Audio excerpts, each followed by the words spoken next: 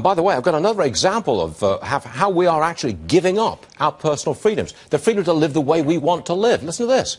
There's a growing list of cities, Dubuque, Iowa is the latest, which are banning sledding. There are safety concerns, of course, and therefore fear of lawsuits. That means liability, and the lawyers are sticking it to us one more time. Judge Andrew Napolitano is... I don't know why you're laughing. Well, I'm laughing because you know I agree with you on this. You're going to try and get me to defend it. You do not agree with me on this. No, this is a system of government, the judiciary, that permits liability for almost any type of behavior that the lawyers can persuade the judges is worthy of liability. If the people want this system, we will have it. If the people rise up and say, let my kids sled down that hill, we're not going to sue if something happens to them, then we'll have that kind of system of government. Wait. So the people eventually get the system of government they want. Venal lawyers will... Why do you repeat yourself? Double positive. Double negative. Venal lawyers smell an opportunity. Yes. Anybody gets hurt in the slightest way for any reason whatsoever, and somebody with deep pockets will be held responsible and will have to pay. And will pay the lawyer 30% of what the take is plus expenses. I agree with you. It's a lousy system, I agree Judge. with you. The response to that is legislation that says there shall be no cause of action as a consequence of a child taking a sled down a hill. And how do you do that when almost every single member of Congress is a former lawyer or who is going to become a lawyer when they leave Congress? It be done by Congress. Then you got constitutional issues, but it certainly can be done by our home state, the legislature of the state of New Jersey, or it certainly could It's the same story. The legislatures are dominated by lawyers. It's always the same. They're lawyers. Not all lawyers are plaintiffs' lawyers. You're certainly talking to one who was not. Not all lawyers are in favor of this type of cause of action for every conceivable infringement in society. Some have a sounder view of the...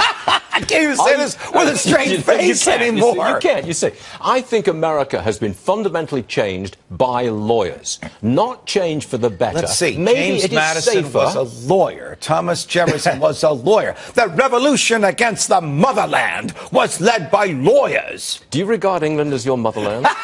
It was at the time. It was at the time. What about the English rule? Loser pays. What were we wrong with that? You know, the English rule is rising and gaining more favor in the United States. Let me tell you how it came about. It came about by judges, not by legislatures. Judges fed up with frivolous lawsuits. Judges who have the authority to write rules. The Supreme Court of New Jersey writes the rules for the court. And it enacted the English rule. Very rigid circumstances under which it can be used, but those circumstances keep getting expanded, and frivolous lawsuits keep getting smacked down. Is it true?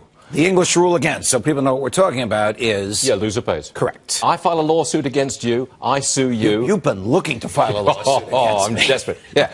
I lose, and therefore you have to pay your my legal expenses. bill that was necessary for me to defend against your frivolity. Could we have that as a legislated law from Congress? Could that be done? No, Congress couldn't do it, but the 50 state legislatures could.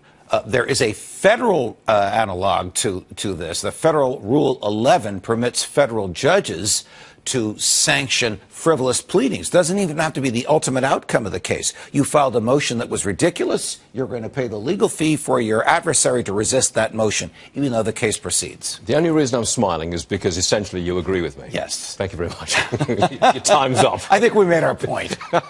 Now, what about that British author? How smart is he to be living in the United States for the past 30 years? He's a good man, I'm telling you. Well, he's certainly not a graduate of the London School of Socialist Economics. Socialist economics? You happen to be right yet again. I think he went either Oxford or Cambridge. He's an Oxford guy, yes. Oxford? Yeah. Well, there you go. He's made some brilliant statements. They're very telling, and they're disturbing to the political class here. He was absolutely right. Yes. Thanks, Judge.